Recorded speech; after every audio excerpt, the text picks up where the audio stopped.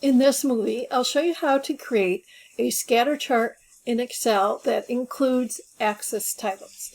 In this case, I have in column B a percent return and in column C compensation. I can click anywhere in this chart, go to Insert, and then come over to the Chart tab and select Scatter, and it will recognize exactly what I want to include in the chart. It picks everything out of that table. But I'm not happy because I can't really tell what my x-axis is and what my y-axis is. So I click the plus.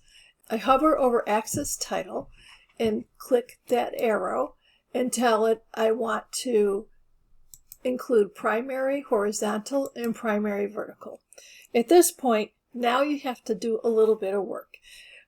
I can tell by the distribution of values on the x-axis that this is my return. It goes from 0 to 12, and when I look at the data here, it goes from 4 to 10. So I will go down here, and I have to type this by hand. And I type return percentage.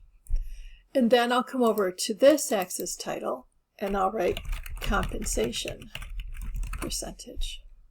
And I'm going to change this title to be more complete and say compensation versus return percent.